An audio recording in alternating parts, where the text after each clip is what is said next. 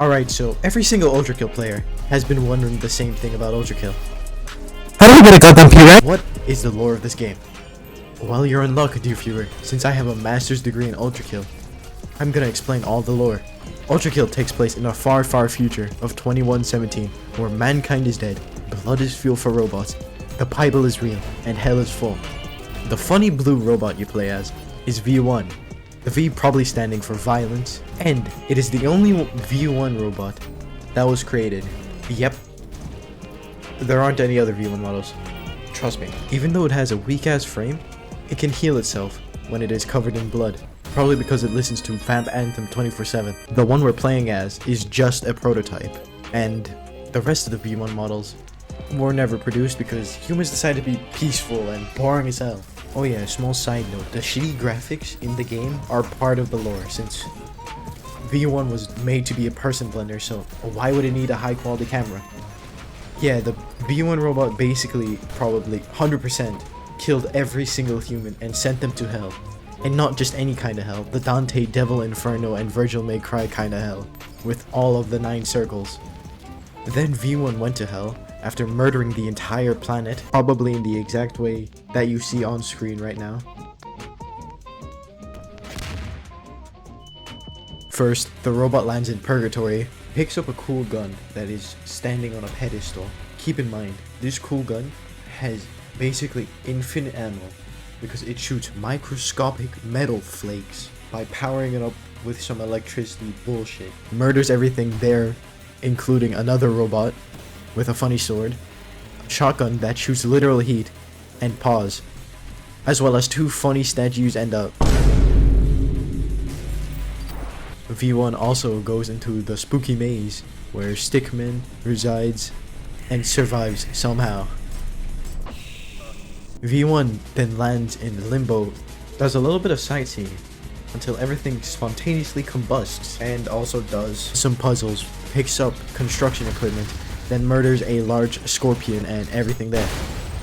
After that, V1 breaks into a nice house of someone that died waiting for a sexy angel to send him to heaven, reads some books, activates this big ass contraption, and finds 3 skulls just so he could break a window. Remember when I said that V1 was the only V model? Yeah, I was lying. This is where you fight V2, another V model, but it has 2 at the end.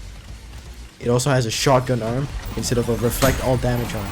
Well, also in the lore, V2 has more chunky armor, which means he has more health than V1, but V2 cannot heal from blood.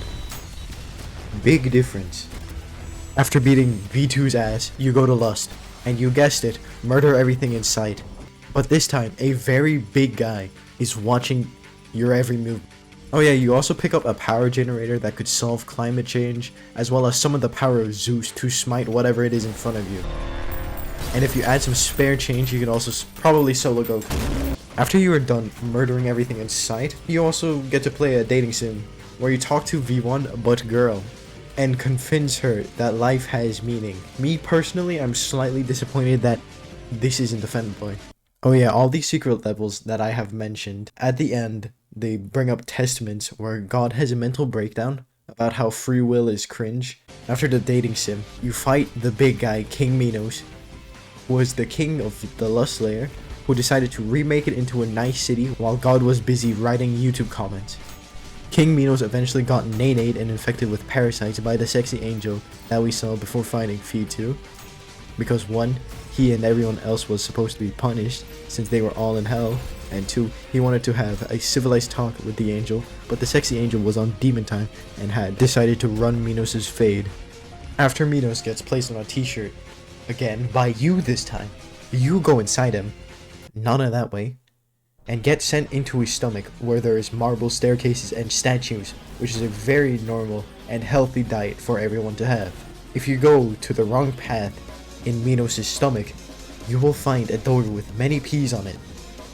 This door is for anyone that is slightly decent at the game. In this door, you must skip the staircase and land in this funny looking mouth, where there is yet another door.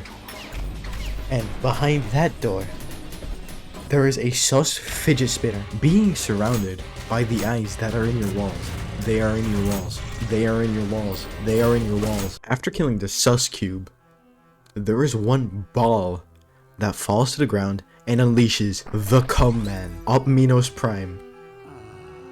Yeah, good luck finding this guy for the first time. After blowing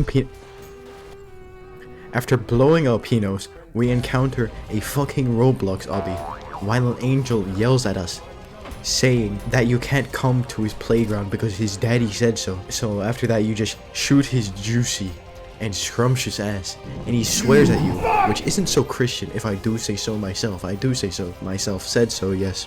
Then you beat his ass, he cries, teleports away, goes to his school council, and gets expelled for being cringe. Imagine getting beat by an inanimate object while you are an angel. That's basically it for Act 1. I will be making another lore video for Act 2 and Act 3 when it eventually comes out. So yeah, like the video, join my Discord server, and